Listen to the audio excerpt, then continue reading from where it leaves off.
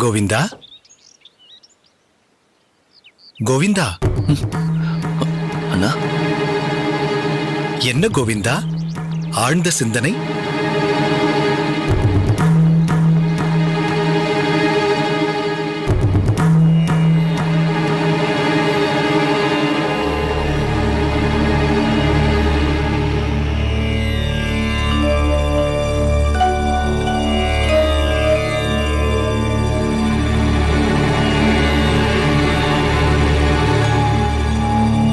கோவிந்தா,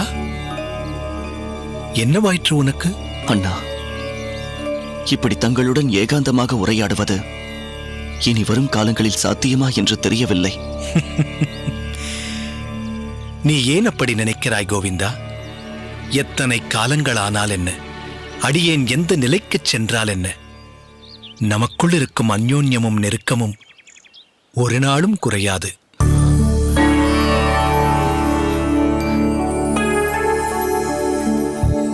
மிகவும் சந்தோஷம் அண்ணா. சரி, எதற்காக திடீரென்று இப்படி ஒரு கேள்வியை கேட்டாய்? சில பேர் கூறுகிறார்கள் அண்ணா, கல்யாணமாகிவிட்டால் குடும்ப பொறுப்பிற்கே நேரம் சரியாக இருக்கும் என்று. அதனால்தான் நாம் சந்தித்து உரையாடுவதே கடினமாக போய்விடுமோ என்று கேட்டேன். தேவையில்லாத வீண் கவலையை விடு கோவிந்தா. இப்போது அடியேன் இங்கிருக்கிறேன், நீயும் இருக்கிறாய். உனக்கு என்ன தெரிந்து கொள்ள வேண்டும்? வேதங்களில் உனக்கு ஏதேனும் சந்தேகங்கள் இருக்கின்றன? இருக்கிறது அண்ணா. இப்போது வாரம் 2 முறைதானே பாடசாலைக்கே சென்று வருகிறோம்.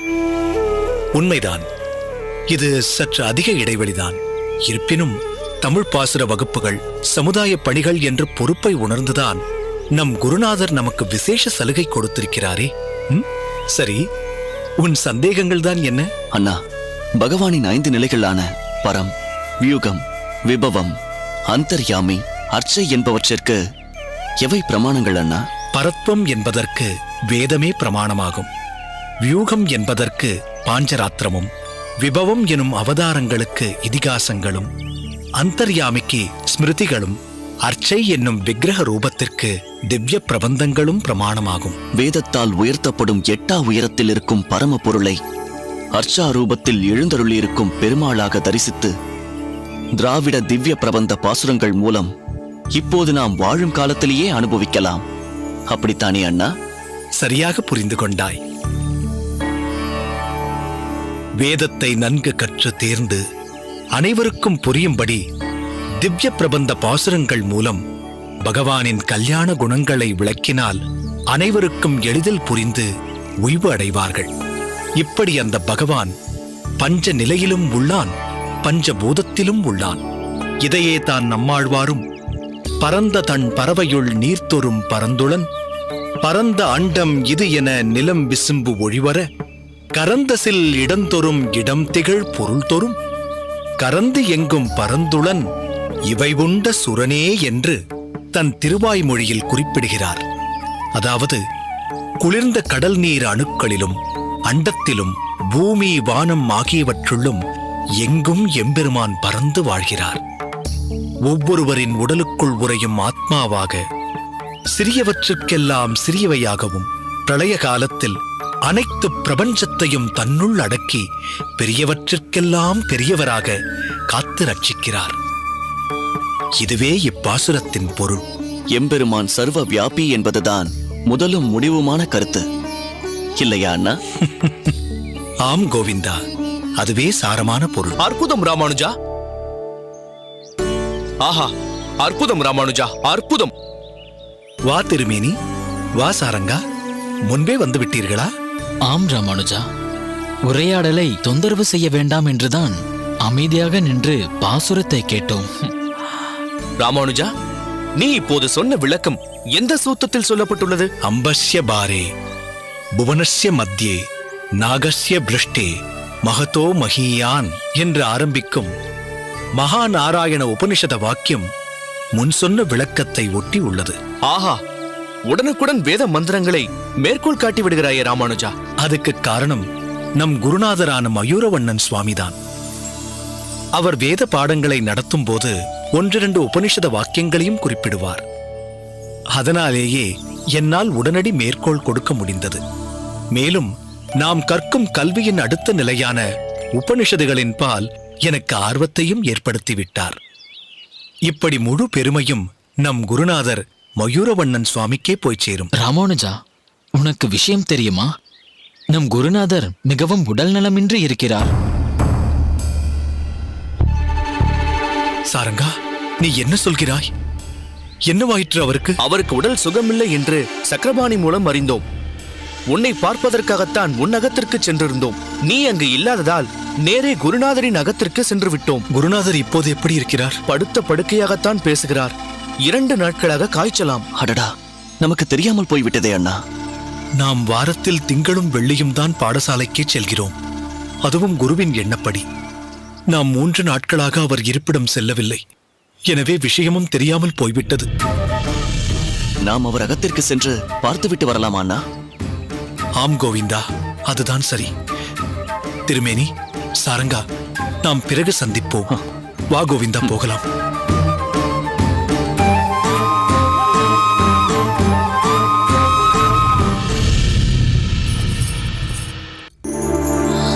மன்னி,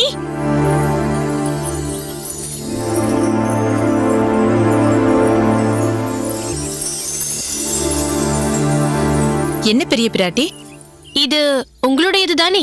உன்னுடைய புடவையும் என்னுடைய புடவையும் தவிர இங்கு வேறு யார் புடவை வந்துவிடப் போகிறது?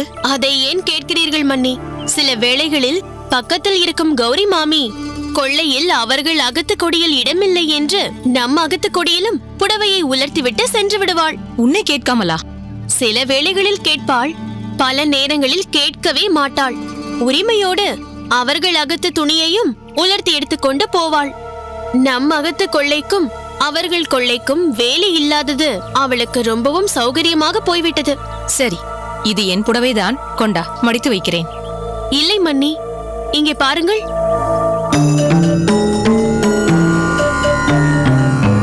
துவைக்கும் போது கிழிந்திருக்க வேண்டும். இல்லை பெரிய பிராட்டி, திருமலையில் எங்கள் அகத்து புழக்கடையில் கிணற்றில் ஜலமெடுக்க போகும் வழியெல்லாம் ஒரே முட்புதர்தான். உன் அண்ணாவிடம் இப்படி காடாய் முள்செடி மண்டியிருக்கிறதே, யாரையேனும் கூட்டிக் கொண்டு வந்து அந்த செடிகளை எல்லாம் வெட்டி போடக் கூடாதா என்று இதுவரை 10 தடவையாவது நான் சொல்லியிருப்பேன். அவர் காதில் வாங்கிக் கொண்டால் தானே. இப்பொழுது பார், போன வருடம் ஸ்ரீபெரும்புதூரில் வாங்கிய புடவை அநியாயமாக கிழிந்து விட்டது. சரி, கொடு. ஏன் மகளா, ராமானுஜன் கல்யாணத்திற்கு வங்கிபுரத்திலிருந்து ஒரு சித்திப்பெண் வரவில்லை தானே? மாப்பிள்ளை அவளை கல்யாணத்தில் பார்த்ததாக அடித்து சொல்கிறார். சரிதான் அண்ணா, அவர் சொல்வது எதையும் நீங்கள் பெரிதாக எடுத்துக் கொள்ளாதீர்கள். யாரையாவது பார்த்துவிட்டு சொல்லியிருப்பார். என்னது? யாரையாவது பார்த்து விட்டு சொல்கிறேனா? எனக்கு என்ன கண்கள் தெரியாதா? இல்லை உன் மண்ணின் சித்தி பெண்ணை தான் தெரியாதா? அமிர்தா தானே அவள் பெயர்? இல்லை மாப்பிள்ளை, அவள் பெயர் அமிர்தா இல்லை, அலமேலு. அலமேலு கல்யாணத்திற்கு வரவும் இல்லை. அலமேலுவா? நான் பார்த்த பெண் அமிர்தா. அண்ணா, விஷ்ணு மாமாவின் பெண் வந்திருந்தாளே, அவளை பார்த்தீர்களோ? பார்த்தேனே, ஏன் கேட்கிறாய்? அவளை கோவிந்தனுக்கு பார்க்கலாமா என்றுதான். அந்த பெண்ணையா? புஷ்டியாக வளர்ந்திருக்கும் நம் கோவிந்தன் எங்கே? மரப்பாச்சி பொம்மை மாதிரி இருக்கும் அந்த பெண் எங்கே? ஆஹா, அந்த பெண் வேண்டவே வேண்டாம். வேண்டுமானால் திருமலையில் ராமானுஜனுக்கு பார்ப்பதாக இருந்தோமே லோச்சனி, அவளை ஏன் பார்க்க கூடாது? அவர்களுக்கும் நம் குடும்பத்தில் சம்பந்தம் வைத்துக் கொள்ள வேண்டும் என்று ரொம்பவே ஆசை. ஆமாம், இது நல்ல யோசனை. யோசனை கோவிந்தனுக்கு பொருத்தமாக இருப்பாள். ஆமாம், பொருத்தமாக இருக்கலாம். இருக்கலாம், நம் கண்ணுக்கு அப்படி தோன்றலாம். ஆனால் அவனுக்கும் அப்படி தோன்ற வேண்டுமே. இப்பொழுது கை முறுக்கியே எடுத்துக் கொள்ளுங்களேன். 4 சுற்று முறுக்கியேதான் எல்லோருக்கும் பிடிக்கும் என்றால் 8 சுற்று ஏன் செய்கிறார்கள்? எப்போது பார்த்தாலும் சாப்பாட்டு நினைவாகவே சில பேர் சுற்றி கொண்டிருப்பார்கள் பாருங்கள். அவர்களுக்காகத்தான் 8 சுற்று கைமுறுக்கு. போதுமா? தவறு. 4 சுற்றை சாப்பிட ஆரம்பித்தால் சட்டு என்று தீர்ந்து போகும். 8 சுற்று சிறிது நேரம் வரும். நானும் 12 சுற்று கிடைக்குமா என்று பார்க்கிறேன், கிடைக்கவே மாட்டேன் என்கிறதே. கோவிந்தன் கல்யாணத்திலாவது சமையல்காரனிடம் சொல்லி 12 சுற்று செய்ய சொல்லி சுற்றி சுற்றி சாப்பிட வேண்டியதுதான். உங்களுக்கு கொஞ்சம் கூட விதர்ணையே இல்லையா? பிள்ளைக்கு கல்யாணம் செய்ய பெண்ணை பற்றி பேசிக் கொண்டிருந்தால் நீங்கள் எதையோ பேசுகிறீர்கள். சரி விடு பெரிய பிராட்டி, மாப்பிள்ளை எப்பொழுதுமே கலகலவென்று பேசுபவர். சூதுவாது தெரியாது, குழந்தை மாதிரி. எல்லோருமே சிடுசிடுவென்று இருந்தால் எப்படி? மாப்பிள்ளையை போன்றும் யாராவது இருந்தால் தானே வாழ்வில் ஒரு சுவாரஸ்யம் இருக்கும். சரியாக சொன்னீர்கள். நீங்கள் தான் என்னை சரியாக புரிந்து வைத்துள்ளீர்கள். பெரிய பிராட்டி, உன் அத்திம்பேரின் தங்கை பெண் ஒருத்தி கல்யாணத்தில் பட்டாம்பூச்சியாய் பறந்து கொண்டிருந்தாளே, அவளா? கோதை. அந்த கோதையை பார்க்கலாமே. வாடா கோவிந்தா, வெயில் வீணாய் போகிறதே என்று வெளியில் சுற்றிவிட்டு வருகிறாயா? வேறு என்ன செய்ய சொல்கிறீர்கள்? என்னை கட்டாயப்படுத்தி இங்கே கூட்டிக் கொண்டு வந்து விட்டீர்கள். எனக்கு இங்கு பொழுதே போகவில்லை. உன்னை சொல்லி குற்றமில்லை. சின்ன வயதிலே நீ ஆசைப்பட்டாய் என்று உன் பெரியம்மா அகத்தில் கொண்டு போய் விட்டோம் பார், எங்கள் மீதுதான் குற்றம். விடு பெரிய பிராட்டி, நாளாவட்டத்தில் எல்லாம் சரியாகிவிடும். பிறந்ததிலிருந்து வளர்ந்த ஊர்தானே இது, பிடிக்காமலா போய்விடும்? கோவிந்தா, நீ அத்திம்பேரின் தங்கை பெண் கோதையை பார்த்தாயோ? நம் உறவினர்களை எல்லாம் நமக்கு தெரிய வேண்டாமா? இப்படி ஒரு கல்யாணம் விசேஷம், இதிலெல்லாம் நம் உறவினர்களை பார்க்கும்போது தெரிந்து கொண்டால்தான் உண்டு. அவ்வளவுதானே. அப்பாவின் 60ஆம் கல்யாணத்தில் அனைவரையும் தெரிந்து கொள்கிறேன். அடே, அதற்கு இருக்கிறதடா இன்னும் நிறைய வருஷம். பிறகு என்ன அவசரம்? அப்போது தெரிந்து கொண்டால் போகிறது. ஏது இவன் பேசுவதை பார்த்தால் இவனுக்கு நேராக 60ஆம் கல்யாணம் தான் நடக்கும் போல் இருக்கிறதே. விடுங்கள். சரி, திருக்கோவிலூரிலிருந்து சந்தான மாமா வந்திருந்தாரே, அவரது பேத்தியை பார்த்தாயோ? அடடா, என்னம்மா இது? வந்ததிலிருந்து அந்த பெண்ணை பார்த்தாயோ இந்த பெண்ணை பார்த்தாயோ என்று கேட்டுக்கொண்டே இருக்கிறாய். என்ன ஆயிற்று உனக்கு? எனக்கு ஒன்றும் ஆகவில்லை. உனக்கு தான் கல்யாணம் ஆக வேண்டும். என்னது, கல்யாணமா? ஆமாம், அண்ணன் ராமானுஜனுக்கு ஆகிவிட்டது. அடுத்தது உனக்குத்தானே. கல்யாணத்திற்கு அழகழகாய் எத்தனை பெண்கள் வந்திருந்தார்கள். அவர்களில் யாரையாவது உனக்கு பிடித்திருந்தால் அவர்களிடம் சம்பந்தம் பேசலாம் இல்லையா? அதற்காகத்தான் கேட்டேன். அம்மா, நான் ராமானுஜர் அண்ணாவை முழுக்க முழுக்க பின்பற்றுகிறேன் தான், இல்லை என்று சொல்லவில்லை. அதற்காக கல்யாண விஷயத்திலும் நான் அண்ணாவைத்தான் பின்பற்றுவேன் என்று நீ நினைத்தால் அது தவறு. ஏன்? இதிலும் ராமானுஜனை பின்பற்றினால் என்ன தவறு? தவறில்லை. ஆனால் எனக்கென்று சொந்தமாக எண்ணங்களே கிடையாதா? என்னை விட்டுவிடுங்கள். எனக்கு திருமணத்தில் நாட்டமில்லை.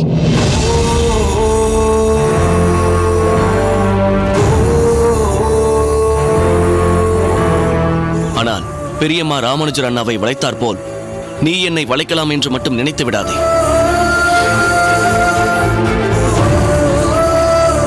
என்னண்ணா, இவன் இப்படி சொல்லிவிட்டு போகிறானே?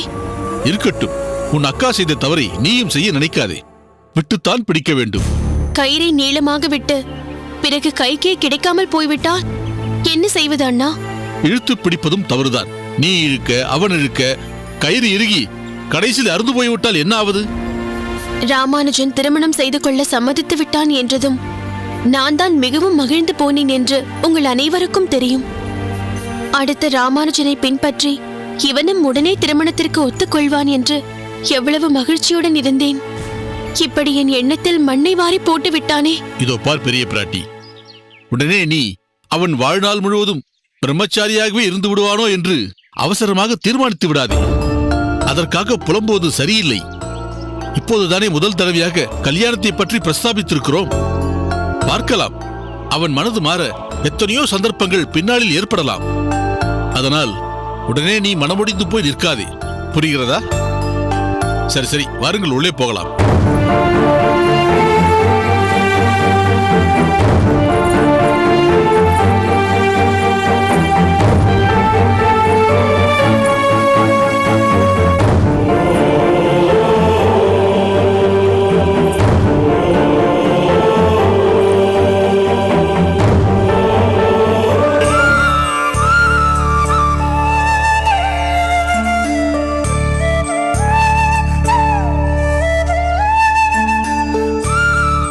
கதிரேசா, வணக்கம் ஐயா. சொல்லுங்கள் ஐயா. கொஞ்சம் கடினமான பணி ஒன்றை இன்று நீ செய்ய வேண்டியிருக்கிறது.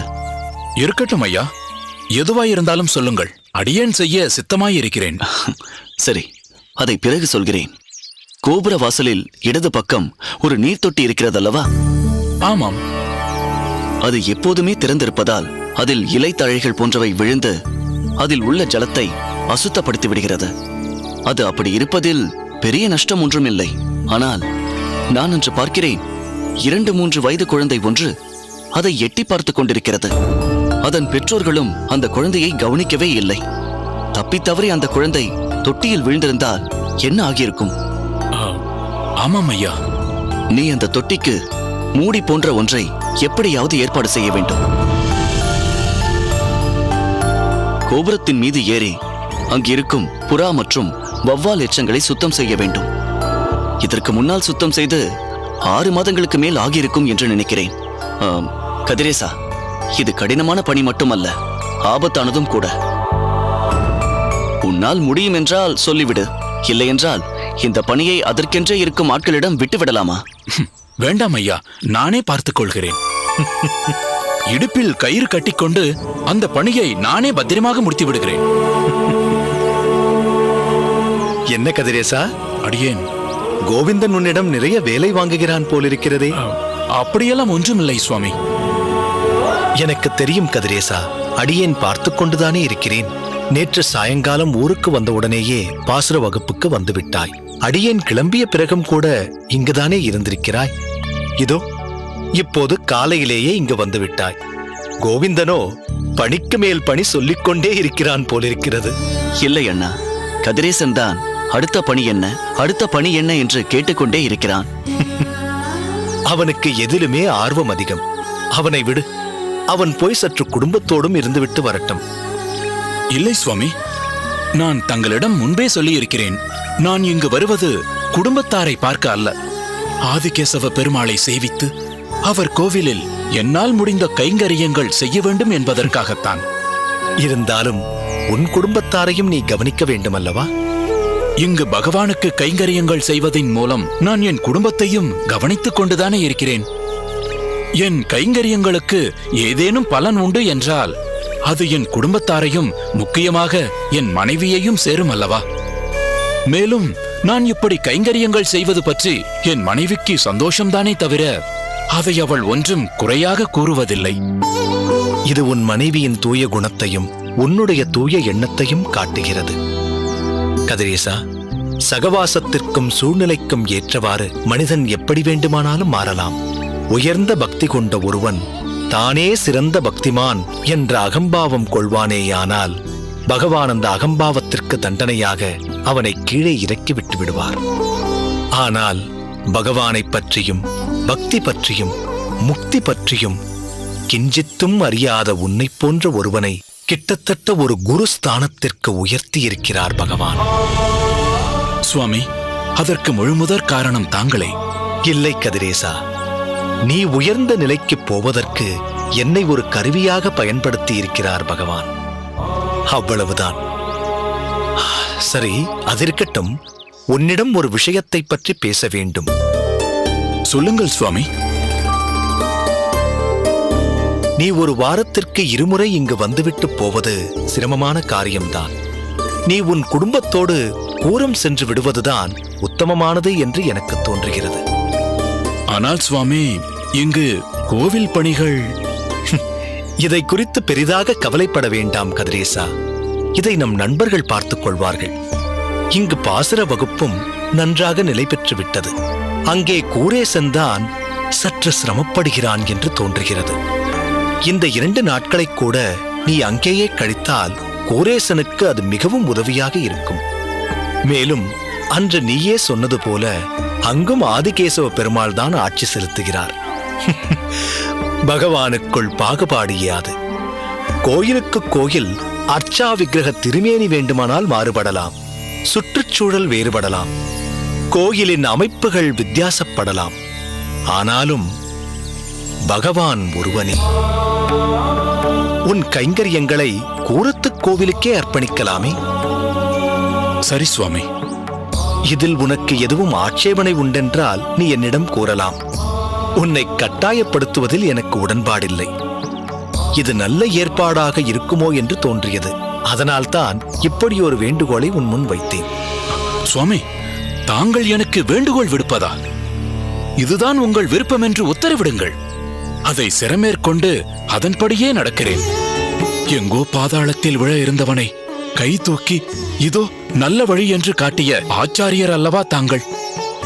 தாங்கள் கூறியபடியே நான் கூரம் சென்று கூரேஸ்வர சுவாமிகளுக்கு உதவியாக இருக்கிறேன். எல்லாவற்றிற்கும் தங்கள் ஆசீர்வாதங்களை மட்டுமே வேண்டி நிற்கிறேன். என்றுமே என் ஆசிகள் உனக்கு உண்டு. என்ன சுவாமி? காந்திமதி, பெரிய பிராட்டியும் பட்டரும் பரபரப்பாக வருகிறார்களே.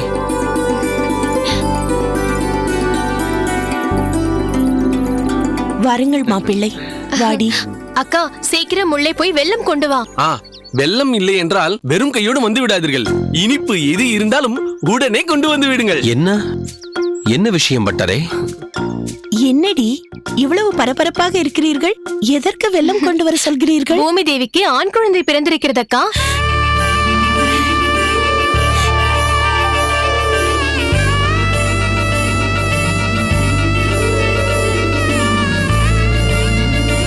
இன்னும் நாளே ஆகவில்லையே, அதற்குள் பிறந்து விட்டதா?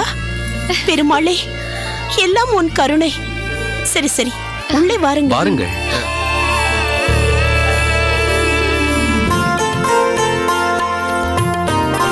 நல்ல வேளை, நீங்கள் சற்று தாமதித்து வந்திருந்தால் அத்திம்பேர் வள்ளிபுரம் யாகத்துக்கு கிளம்பி போயிருப்பார்.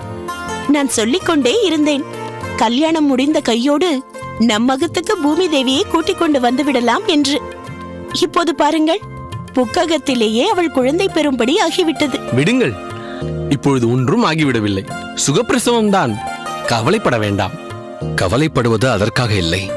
தலைப்பிரசவத்துக்கு நம்மகத்துக்கு பெண்ணை அழைத்துக் கொண்டு வந்திருக்க வேண்டுமே. அதுதானே முறை. சம்பந்திகள் நம்மை தவறாக நினைத்துக் கொள்ள மாட்டார்களா? நிச்சயம் நினைத்துக் கொள்வார்கள். அவர்களை எப்படி சமாதானப்படுத்த போகிறோமோ தெரியவில்லை. என்னமா இது திடீர் விஜயம்? பூமி தேவிக்கு குழந்தை பிறந்திருக்கிறது கோவிந்தா.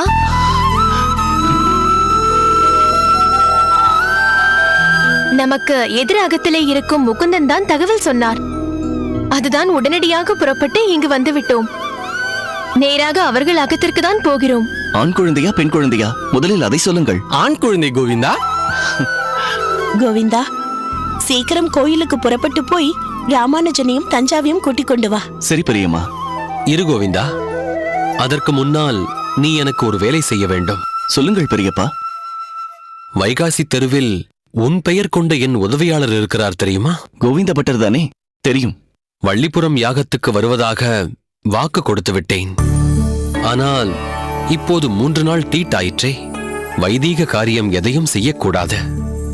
இதை சற்று விவரமாக கோவிந்த பட்டரிடம் சொல்லி தயவு செய்து தங்களையே தலைமை பிரகஸ்பதியாக அங்கு சென்று அதை நடத்தி வைக்குமாறு பெரியப்பா மிகவும் கேட்டுக்கொண்டார் என்றும் கூறு.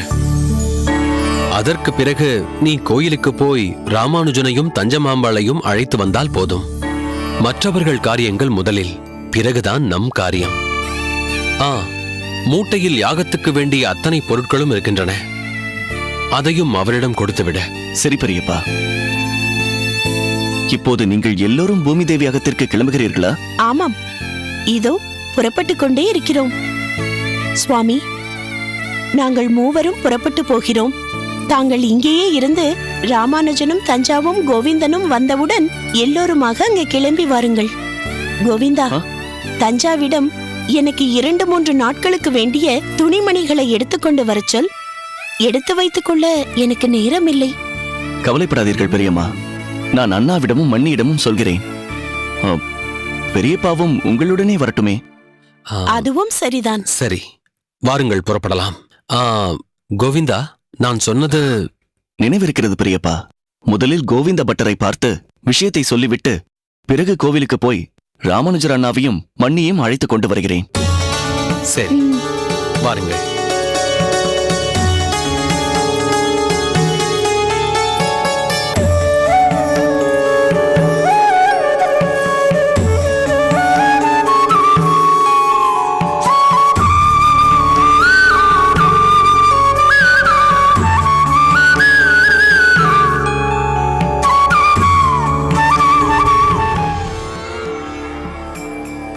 சில சமயங்களில் குடும்ப பாரம் நம்மை அழுத்துவது என்னவோ உண்மைதான். ஆனால் அதில் சந்தோஷமான தருணங்களும் இல்லாமல் இல்லை. நம்மை அறியாமல் குடும்ப தலைவன் என்ற கர்வமும் அவ்வப்போது ஏற்படுவதுண்டு. என்ன ராமானுஜா, சாரங்கன் அனுபவஸ்தன், அவன் சொல்வதெல்லாம் உண்மைதானா? எதற்காக உன்னை கேட்கிறேன் என்றால் நீ புது அனுபவஸ்தனாயிற்றே.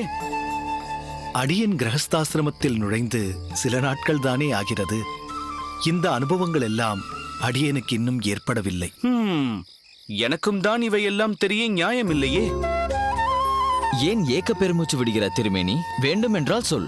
உங்கள் அகத்திற்கு நானும் ராமானுஜனும் வந்து விரைவிலேயே திருமேனியையும் கிரகஸ்தனாக்குங்கள் என்று உன் பெற்றோரிடம் பேசுகிறோம். ஐயோ வேண்டாம் சாரங்கா, என் சுதந்திரத்திற்கு அதற்குள் வேட்டு வைத்து விடாதே.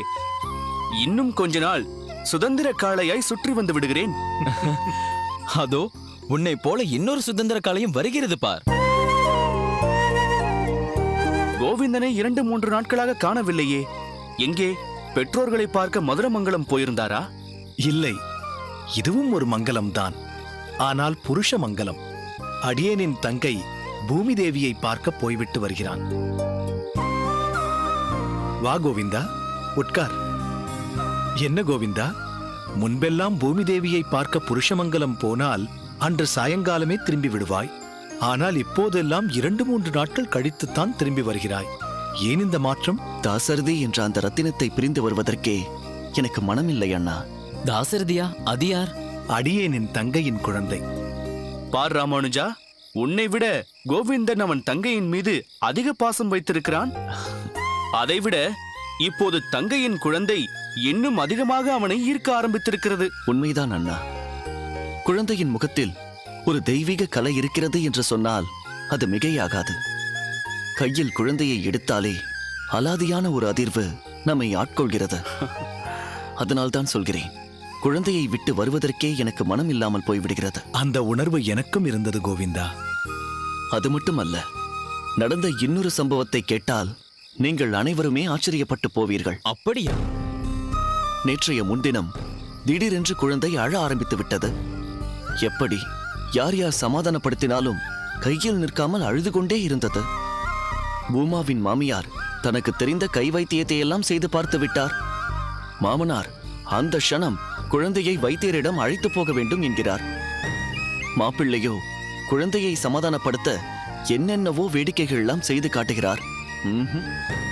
குழந்தையின் அழுகை அதிகமானதை தவிர சற்றும் குறையவே இல்லை.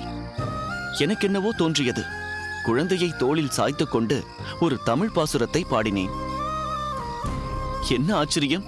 குழந்தை அழுகையை சுத்தமாக நிறுத்திவிட்டு என்னை பார்த்து பொக்கை வாயை திறந்து சிரிக்கிறது. ஆச்சரியமாகத்தான் இருக்கிறது. பாசுரத்தை கேட்டு குழந்தை அழுகையை நிறுத்திவிட்டதா? கோவிந்தா, நீ இன்னொன்றை கேள்விப்பட்டால் இதைவிட ஆச்சரியமாக இருக்கும். இதே போன்ற ஒரு சம்பவம் உன் ராமானுஜர் அண்ணா சிறு குழந்தையாக இருந்த போதும் நடந்திருக்கிறது. ராமானுஜரின் அம்மா இதை பற்றியெல்லாம் எனக்கு விவரமாக சொல்லியிருக்கிறார். அப்படியா? என்ன அது? ராமானுஜரும் சின்னஞ்சிறு குழந்தையாக இருந்த போது இதே போல்தான் ஒரு நாள் யார் சமாதானப்படுத்தியும் சமாதானமாகாமல் அவன் அழுதிருக்கிறான். ராமானுஜரின் சித்தியும் சித்தப்பாவும் பெற்றோர்களும் தங்களால் ஆன மட்டும் குழந்தையின் அழுகையை நிறுத்த என்னென்னவோ செய்து பார்த்திருக்கிறார்கள். குழந்தையின் அழுகையை நிறுத்த முடியாமல் தவித்திருக்கிறார்கள். திடீரென்று தூரத்தில் ஒரு தமிழ் பாசுரம் கேட்க குழந்தை சட்டென்று அழுகையை நிறுத்திவிட்டது. அப்படியா? அந்த தமிழ் பாசுரத்தை பாடியது யார்? திருக்கட்சி நம்பிகள். குழந்தைக்கு அந்த பாசுரத்தின் அர்த்தம் தெரிந்திருக்க வாய்ப்பில்லை. ஆனால் அது ஒரு வைணவ சிரேஷ்டரின் வாயிலிருந்து வெளிப்பட்ட பகவானின் பக்தியில் நனைந்த பாடல். அது குழந்தையின் செவி வழியே புகுந்து அதன் இதயத்தை சுண்டி இருக்கிறது. அதுதான் குழந்தையின் அழுகையை நிறுத்தி இருக்கிறது. அப்படியென்றால் அண்ணா, தாசரதி அழுகையை நிறுத்தியதற்கு நானும் கூட இப்படி சொல்லலாமே. எப்படி? பூமி தாசரதியை சுமந்திருந்த போது தாங்கள் எத்தனை சிரத்தையோடு பூமிக்கு சத் விஷயங்களை போதித்திருக்கிறீர்கள். ஓ, ராமானுஜன் குடும்ப விஷயத்தில் கூட ஸ்ரத்தை எடுத்துக்கொண்டு இதையெல்லாம் செய்திருக்கிறானா? தங்கையின் மீது மிகுந்த பாசமும் பிறக்கப் போகும் குழந்தையின் மீது அக்கறையும் கொண்டவர் ராமானுஜர் அண்ணா. கர்ப்பத்திலேயே தாசரதி சத் விஷயங்களை கேட்டிருக்கிறான். அதனால்தான் நான் பாடிய பாசுரத்தில் அவனுக்கு ஈர்ப்பு ஏற்பட்டிருக்கிறது. கர்ப்பத்தில் இருக்கும் போதே அந்த குழந்தை சத் விஷயங்களை கேட்க வேண்டும் என்று நான் நினைத்ததற்கு காரணம் இருக்கிறது. நம் சம்பிரதாயம் தழைக்க வேண்டுமென்றால் அதை பரப்புவதற்கு நம் சம்பிரதாயத்தில் ஊறியவர்கள்தான் சரியானவர்கள். புதியவர்களுக்கு நம் வைணவ சம்பிரதாயத்தை முதலிலிருந்து கற்றுக் கொடுத்து அதை அவர்கள் கிரகித்துக் கொண்டு பிறகு பரப்புவதை விட பிறக்கும் போதே நம் சம்பிரதாயங்களில் பரிச்சயமான சத் விஷயங்களை மனதுக்குள் வாங்கிக் கொண்ட ஒரு குழந்தை முக்கியமல்லவா? அந்த குழந்தை ஆரம்பத்திலிருந்தே விஷயங்களை கற்றுக்கொள்ளும் அல்லவா?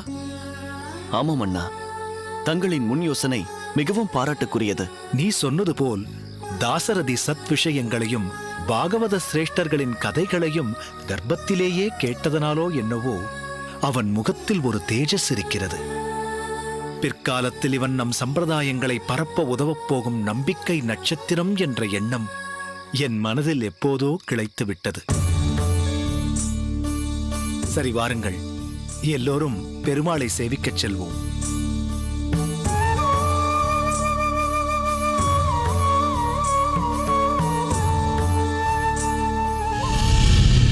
என்ன கதிரேசா, கூரத்தில் தமிழ் பாசுர பாடசாலை நன்றாக இயங்கிக் கொண்டிருக்கிறதா? அதை அவன் சொல்லித்தான் நீ தெரிந்து கொள்ள வேண்டுமா? அப்படியல்ல திருமேனி. கதிரேசன் எந்த நிலையில் இங்கு வந்தான், அவனிடத்தில் என்னென்ன மாற்றங்கள் தென்பட்டது என்பதெல்லாம் நமக்கு தெரிந்த ஒன்றுதான். விருப்பம் இல்லாமல் ராமானுஜர் அண்ணாவை சந்திக்க வந்தவன் இப்போது நிரந்தரமாக கூரத்திலேயே குடிபெயர்ந்து விட்டான்.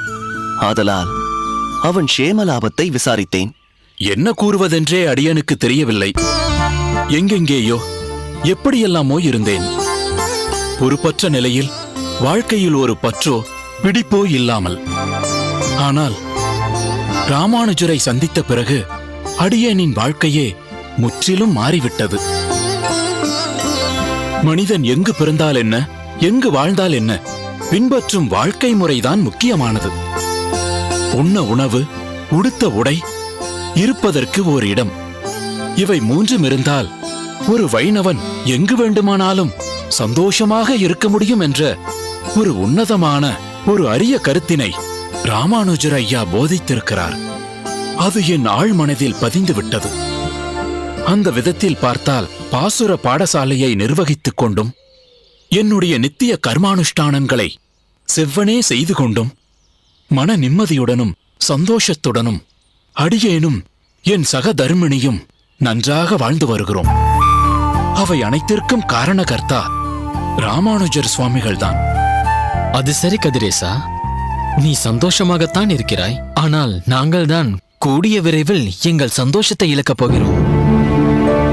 ராமானுஜன் விரைவில் திருப்புட்குழிக்கு சென்று விடுவான். அவனுடன் நீயும் சென்று விடுவாய். எஞ்சியிருப்பது நாங்கள் மட்டுமே. ராமானுஜன் இல்லாமல் நாங்கள் எப்படி சந்தோஷமாக இருக்க முடியும்? சாரங்கா, மனித சிந்தனை எப்பொழுதுமே சுயநலம் கருதித்தான் இருக்கிறது. நீயோ நம்மை பற்றியும் நம் சந்தோஷத்தை பற்றி மட்டுமே கவலை கொள்கிறாய். ஆனால் ராமானுஜத்தின் அகத்துக்காரி தஞ்சாவின் நிலையை சற்று சிந்தித்து பார்த்தாயா? திருமணம் நிகழ்ந்த குறுகிய காலத்திலேயே இருவரும் பிரிய வேண்டிய கட்டாயத்தில் இருக்கிறார்கள். நாமாவது நட்பு ரீதியாக பழகிக் கொண்டிருக்கிறோம். நமக்கே இந்த பிரிவு ஏற்புடையதாக இல்லை எனும் போது ஒரு மனைவி தன் கணவனை பிரிந்திருப்பது என்பது மிகவும் கடினமாயிற்றே. நீ கூறுவது முற்றிலும் உண்மை திருமேனி. அடியனை குடும்பத்துடன் கூரத்திற்கு செல்லும்படி கூறிய ராமானுஜர், அவர் மட்டும் ஏன் தனியாக திருப்புட்குழிக்கு செல்ல வேண்டும் என்பது அடியனுக்கு விளங்கவில்லை.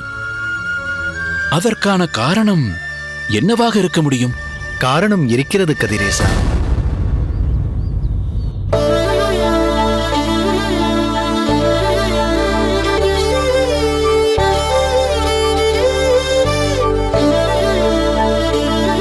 கதிரேசா, காரண காரியம் இல்லாமல் அடியேன் எதையும் செய்வதில்லை.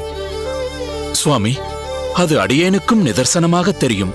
ஆனால் நீங்கள் சிந்திக்கும் விதம், செயல்படும் நோக்கம், இவைகள்தான் பெரும்பாலும் இந்த சிறு புத்திக்கு எட்டுவதில்லை. அறிந்தோ அறியாமலோ நீங்கள் அனைவரும் அடியேனை ஒரு வழிகாட்டியாக முன்னிலைப்படுத்திக் கொண்டிருக்கிறீர்கள். ஆகவே முன்னிலையில் இருப்பவர்களை அவர்களுடன் இருப்பவர்கள் பின்பற்றுகிறார்கள். ஆகையாலேயே அடியேன் கூறும் வார்த்தையும் செய்யும் ஒவ்வொரு செயலும் தீர ஆராய்ந்து சிந்தித்து செயல்பட வேண்டிய ஒரு பொறுப்பு, ஒரு நிர்பந்தம் அடியேனுக்கு உள்ளது. வழிநடத்திச் செல்பவனுக்கு மற்றவர்களை விட பொறுப்பு அதிகம். அவர்களை தவறான பாதையில் அவன் இட்டுச் செல்லக்கூடாது. கதிரேசா, நீ கூரத்திற்கு குடும்ப சமேதமாகச் செல்ல வேண்டும் என அடியேன் கூறியதற்கு காரணம், நீ அங்கு ஆசானாகவும் தமிழ் பாசுர பாடசாலைக்கு துணை ஆசிரியனாகவும் பொறுப்பேற்கச் சென்றாய். ஆகவே நீ உன் பணியை செவ்வனே செய்ய உனக்கு தோதாக இருக்க உன் குடும்பத்துடன் அங்கு செல்லுமாறு கூறினேன். ஆனால் அடியேனோ திருப்புட்குழிக்கு ஒரு மாணவனாக செல்கிறேன். குருகுல வாசத்தில் இருக்கும் ஒரு மாணவன் எப்படி இருக்க வேண்டும்? குருநாதரின் சேவைகள்தான் பிரதானமாக இருக்க வேண்டும். அனுதினமும் அதிகாலையில் எழுந்து ஆசானுக்கு பணிவிடை செய்வதுதான் அந்த மாணவனின் பிரதான பணி. அவருடைய இருப்பிடத்தை சுத்தம் செய்வதிலிருந்து அவருடைய வஸ்திரங்களை தோய்ப்பது வரை எல்லாமே ஒரு மாணவனின் கடமை. அதுதான் அவனுக்குண்டான லட்சணம், அவனுக்குண்டான குணாதிசயம். அப்படி இருக்கும்போது அவருக்கு ஏதுவாக இருக்க வேண்டிய அடியேன் மனைவியை அழைத்துச் சென்றேன் என்றால், மாணவன் என்றில்லாமல் கணவன் என்ற உறவு முதன்மை பெற்று அந்த சேவைகளையும் பணிவிடைகளையும் அடியேனின் மனமும் உடலும் எதிர்நோக்கத் துவங்கும். இதனால் அடியேன் பணியாற்ற வேண்டிய முதன்மையான கடமையில் குந்தகம் விளைய வாய்ப்பு உண்டு. மாணவனாக இருப்பது என்பது ஒரு தவம் இருப்பதற்கு சமம். அடியேன் கிரகஸ்தனாக இருந்தாலும் மாணவனாக இருக்கும் காலகட்டத்தில் பிரம்மச்சரிய வாழ்க்கையை கடைபிடிப்பதுதான் முறை. அதுதான் இலக்கணம், அதுதான் தர்மம். இப்படிப்பட்ட ஒரு நியம நிஷ்டை இருந்தால்தான் குருவிடம் முழுமனதுடன் ஈடுபட்டு அவர் கற்றுக் கொடுக்கும் பாடத்தில் ஒருமித்த கவனம் ஏற்படும். கதிரேசா, அடியேன் கூறிய விளக்கத்திலிருந்தே அடியேன் எடுத்த முடிவு சரி என்பதை நீ இப்போது உணர்ந்திருப்பாய் என்று எண்ணுகிறேன். ஆஹா, என்ன ஒரு துல்லியமான விளக்கம்! அடியேன் உங்களை நாடி வந்ததில் அதீத பெருமை கொள்கிறேன் சுவாமி. அதெல்லாம் இருக்கட்டும் ராமானுஜா, நீயோ இப்பொழுது அடுத்த நிலைக்கு செல்லப் போகிறாய். இதுநாள் வரை மயூரவண்ணன் சுவாமி குருவிடம் இருந்த நீ இப்பொழுதோ செல்லப் போவது யாதவ பிரகாச சுவாமிகளிடம். அவரோ ஆச்சாரிய சீலர். நீ கூறுவது உண்மைதான் திருமேனி. யாதவ பிரகாசர் ஆச்சாரிய சீலர் என்பதில் எந்த ஐயமும் இல்லை. அவரிடம் அடியேன் கற்பது மிகவும் உச்சிதமான விஷயம்தான். ஆனால் அடியேனுக்கு பாடம் புகட்டிய மயூரவண்ணன் சுவாமிகளை எந்த நிலையிலும் எந்த காலகட்டத்திலும் இரண்டாம் பட்சமாக கருத மாட்டேன். இவரிடமிருந்து அடியேன் பயின்றதையும் மறக்க மாட்டேன். அதேபோல் அடியேனின் தந்தையாக இருப்பினும் சிறு வயது முதலே அடியேனுக்கு கல்வி ஞானத்தை புகட்டியவர் அவர். அடியேனின் பால்ய பருவத்திலிருந்து இன்று வரை. ஆதலால் அவர் அடியேனின் பிரதம குரு ஆகிறார். எவ்வாறு ஸ்ரீ கிருஷ்ண பரமாத்மா எல்லோருக்கும் சைத்திய குருவாக திகழ்கிறாரோ அதேபோல் அடியேனின் தந்தை சிக்ஷா குருவாக திகழ்கிறார். கல்வி குருவாக மயூரவண்ணன் சுவாமிகள் இருக்கிறார். சுருங்கச் சொன்னால் சைத்திய குரு கிருஷ்ண பரமாத்மா, சிக்ஷா குரு தந்தை மற்றும் கல்வி குரு மயூரவண்ணன் சுவாமிகள். அடியேன் எந்த நிலை அடைந்தாலும் அடியேனின் மனதில் கொண்ட இவர்களின் நிலையில் என்றுமே மாற்றம் இருக்காது.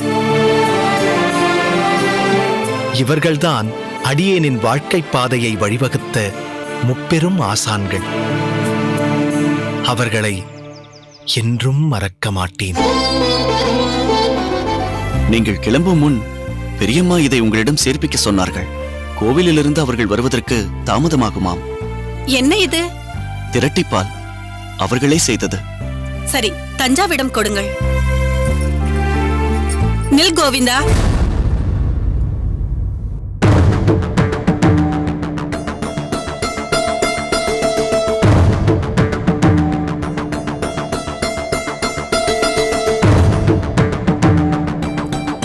இது என்ன வேட்டி தெரியுமா? முதலில் அதை திருப்பிக் கொடு. அவருக்கு, அதாவது என் மாப்பிள்ளைக்கு நான் வைத்து கொடுத்தது. அலசி ஆராய்ந்து தேடி தேடி வாங்கியது. ஆசையாக அவருக்கு அன்பளிப்பாக கொடுத்தது. அதை எடுத்து நீ எப்படி கட்டிக்கொள்ளலாம்? ராமானுஜர் அண்ணாதான் அடியனிடம் கொடுத்து கட்டிக்க சொன்னார். அவர் கொடுத்தால் நீ உடுத்திக் கொள்வாயா? யார் கொடுத்தது, எதற்காக கொடுத்தது என்று கேட்க வேண்டாமா? கேட்டேன். தஞ்சாவின் பெற்றோர் 2 வேஷ்டிகளை கொடுத்தார்கள்.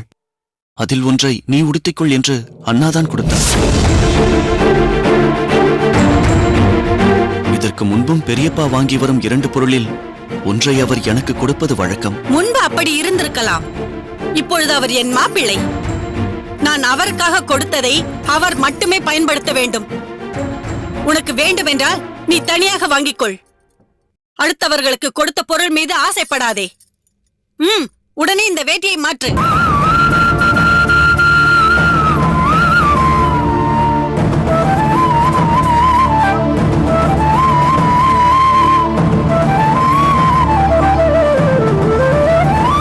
நில். இதுவே முதலும் கடைசியுமாக இருக்கட்டும்.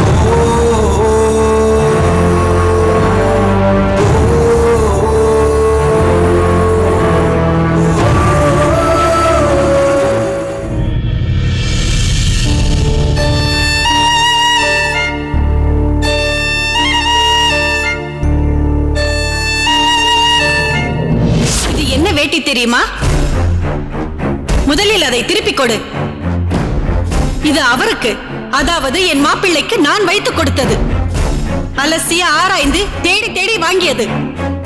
ஆசையாக அவருக்கு அன்பளிப்பாக கொடுத்தது.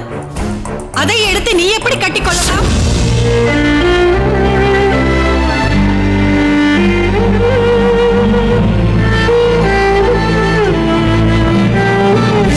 இதற்கு முன்பும் பெரியப்பா வாங்கி வரும் 2 பொருளில் ஒன்றை அவர் எனக்கு கொடுப்பது வழக்கம். முன்பு அப்படி இருந்திருக்கலாம்.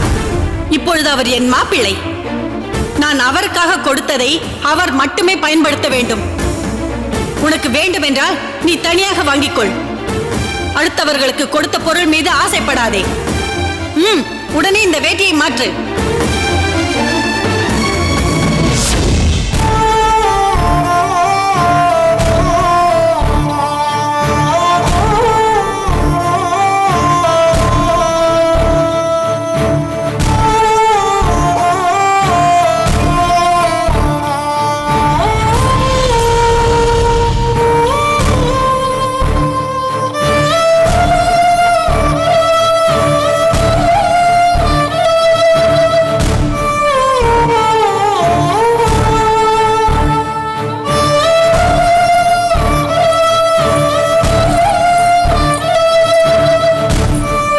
கோவிந்தா,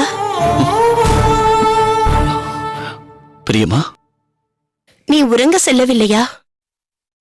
ஏன் இன்னும் இங்கேயே அமர்ந்திருக்கிறாய்? பொதுவாக ராமானுஜன் உறங்குவதற்கு முன்பே நீ உறங்க சென்று விடுவாய். இன்றோ ராமானுஜன் கூட உறங்க சென்று விட்டான். ஆனால் நீ... சற்று காற்று வாங்கலாம் என்றுதான் வாசலை நோக்கி உட்கார்ந்திருக்கிறேன். இதுதான் உண்மையான காரணமா? முகம் சிரித்தாலும் மனம் வாட்டம் கொண்டுள்ளது என்பது எனக்கு தெரியும். அப்படியெல்லாம் ஒன்றுமில்லை பிரியமா. பொதுவாக நீ பொய் சொல்ல மாட்டாய். இப்போது மட்டும் ஏன் மூடி மறைக்கிறாய்? கௌசல்யாவின் சொற்கள் உன்னை மிகவும் பாதித்திருக்கிறது என்பது எனக்கு தெரியும். இங்கே பார் கோவிந்தா, அவர்களோ வந்து செல்பவர்கள். உனக்கும் ராமானுஜத்திற்கும் உள்ள பந்தமோ அல்லது நம்மிடம் நிலவும் பாசமும் நேசமும் அவர்களுக்கு தெரிந்திருக்க வாய்ப்பில்லை. அதுதான் வாய்க்கு வந்தபடி பேசிவிட்டு போய்விட்டனர். உனக்கு நாங்கள் தானே முக்கியம். ராமானுஜன் உன்னை பற்றி என்ன நினைக்கிறான், நாங்கள் உன்னை பற்றி என்ன நினைக்கிறோம், அதையல்லவா நீ மனதில் கொள்ள வேண்டும். அதனால் மனசஞ்சலம் அடையாமல் போய் படுத்துக்கொள். போ. கோவிந்தா, வாழ்க்கையில் பல சங்கடங்கள், பல இன்னல்களை சந்திக்க நேரிடும். அனுபவ ரீதியாக சொல்கிறேன். அதையெல்லாம் பெருசுபடுத்தாதே, பொருட்படுத்தாதே. ஆண்களோ பிறந்ததிலிருந்து ஒரே குடும்பத்தில் இருப்பவர்கள்.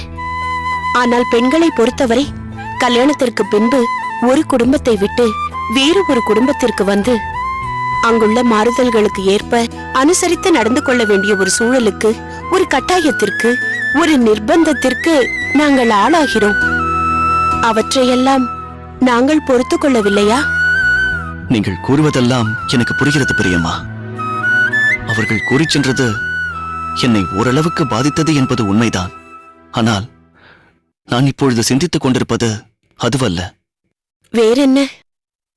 ராமானுஜர் அண்ணாவே இங்கிருந்து திருப்புட்குழிக்கு செல்லவிருக்கிறார். இனி நான் இங்கு தனியே என்ன செய்யப் போகிறேன்?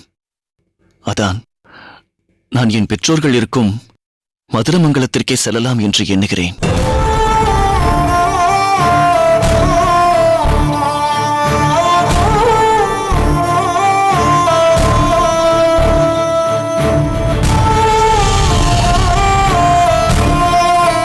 அம்மாவும் அடியேன் அவர்களோடு இருப்பதில்லை என்று குறைப்பட்டுக் கொண்டிருக்கிறார்.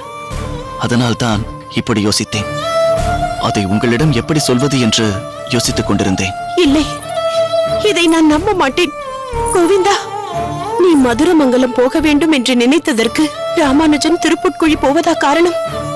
ஆம் பெரியம்மா, அதுதான் காரணம். என்ன, உறங்க வேண்டிய நேரத்தில் இங்கு என்ன பேசிக் கொண்டிருக்கிறீர்கள்?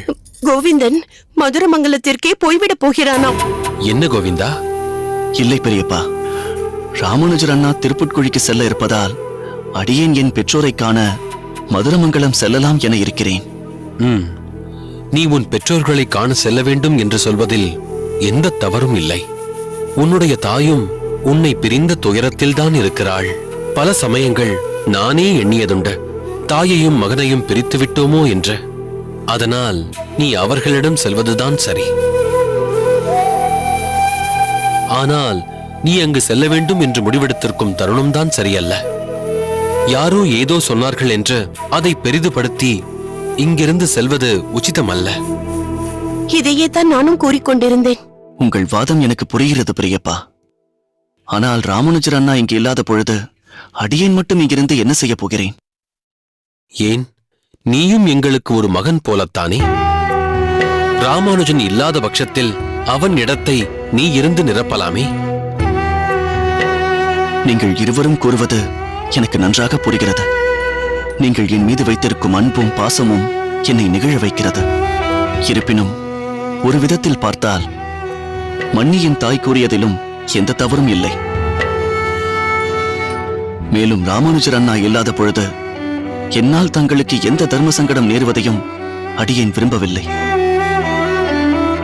அது மட்டும் இல்லை, என் அம்மா அப்பாவை காண வேண்டிய அவா என்னுள் இப்பொழுது அதிகரித்துள்ளது. அதனால் அடியேன் செல்வதற்கு நீங்கள் அனுமதி கொடுக்க வேண்டும். கவலை கொள்ள வேண்டாம். ராமானுஜர் அண்ணா திரும்பிய க்ஷணமே அடியேனும் இங்கு வந்து விடுவேன், இது உறுதி. இதை உங்களிடம் எப்படி தெரிவிப்பது என்று எவ்வளவு காலம் தவித்துக் கொண்டிருந்தேன். இப்பொழுது தெரிவித்து விட்டதால் மனபாரம் குறைந்துவிட்டது. அடியேன் உறங்கச் செல்கிறேன்.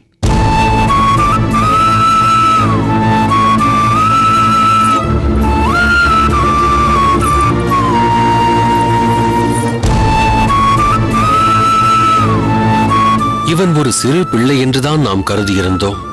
ஆனால் இவன் மனதிலும் எண்ணற்ற சிந்தனைகள், கிளேசங்கள். தீயினால் சுட்ட புண் உள்ளாரும், ஆறாதே நாவினால் சுட்ட வடு என்பது போல் கௌசல்யாவின் வார்த்தைகள் இவன் மனதை பெரிதும் புண்படுத்தியுள்ளது என்பது நன்றாக தெரிகிறது. நீங்கள் 1000 தான் காரணம் சொன்னாலும் என் மனம் சமாதானம் அடையவில்லை. கோவிந்தன் இங்கிருந்து செல்வதை என்னால் ஏற்க முடியவில்லை. காந்திமதி, அவன் முடிவை இப்பொழுது நாம் மாற்ற முனைந்தால் அது சரியாக இருக்காது. தன் பெற்றோர்களை அவன் பார்த்துவிட்டு வரட்டும். சிறிது காலத்திற்கு பிறகு அவன் மீண்டும் இங்கு வருவான். அதில் எனக்கு எள்ளளவும் சந்தேகமில்லை. சரி, நேரம் ஆகிவிட்டது. மனதை அலைப்பாய விடாமல் வந்து படுத்துக்கொள்.